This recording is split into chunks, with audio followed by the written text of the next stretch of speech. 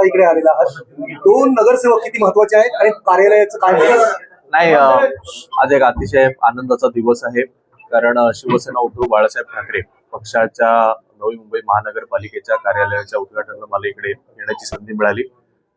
खरं तर ही जी निवडणूक झाली, या निवडणुकीमध्ये आमचे अनेक उमेदवार हे खूप कमी फरकाने त्यांचा पराभव झाला. या निवडणुकीमध्ये शिवसेना उद्धव बाळासाहेब ठाकरे पक्ष आणि महाराष्ट्र नवनिर्माण सेना आणि त्यासोबतच इकडे महाविकास आघाडी सुद्धा एकत्रित होती. आणि जे काही पक्षाचा पैशाचा जो काही सगळा महापूर याचा पूर्ण नवी मुंबईने पाहिला, याच्या विरोधात लढत देत सुद्धा आमचे शिवसेनेचे आमचे विशाल साणे असतील, विशाल विचारे असतील, हे दोघे विजयी झाले. म्हणालो तसं अनेक उमेदवार हे थोड्या फरकाने त्यांना पराभवाला सामोरं जावं लागलं. असं असलं तरी या संपूर्ण नवी मुंबईमध्ये ठाकरे ब्रँडला, ठाकरे कुटुंबियांना मानणारा खूप मोठा वर्ग आहे आणि तोच विचार, तोच आवाज बुलंद करण्याचं काम आमचे दोन्ही नगरसेवक, मनसेचे नगरसेवक आहेत ते सगळे मिळून एकत्रित करतील अशी मला पूर्ण. पहिल्याच महासभेमध्ये सत्ताधाऱ्यांनी इंग्रजी सक्तीची अशा प्रकारच्या शाळा करण्याचा आघाड घातलाय.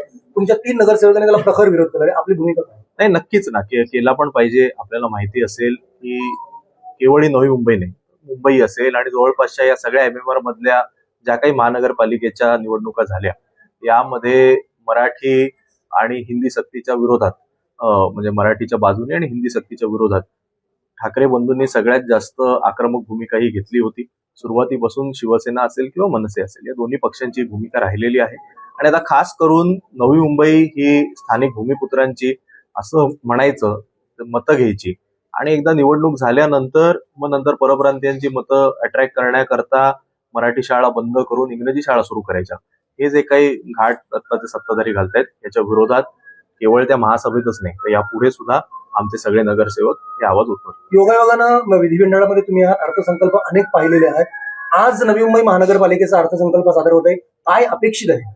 अपेक्षित हेच आहे की मला असं वाटतं जवळपास नवी मुंबईला किती 6 वर्ष झाली, 6 वर्षानंतर पहिल्यांदा लोकप्रतिनिधी आणि नगरसेवक असताना हे अर्थसंकल्प सादर होत आहे. त्यामुळे गेल्या 6 वर्षामध्ये केवळ प्रशासनाच्या माध्यमातून हे सादर होत होतं आणि त्यामुळे आता जी इकडच्या नागरिकांची मागणी आहे, ज्या मूलभूत सोयी सुविधा आहेत, याला अनुसरूनच कुठेतरी हे अर्थसंकल्प असेल आणि त्या संदर्भात एकदा त्याचं सादरीकरण झालं त्यानंतर आमची जी पक्षाची भूमिका असेल ते आमचे पक्षाचे सगळे नगरसेवक विधिमंडळ. विरोधी पक्ष राहिले बाजूला, सत्ताधाऱ्यांमध्येच कुरघोडीचं राजकारण या ठिकाणी सुरू आहे.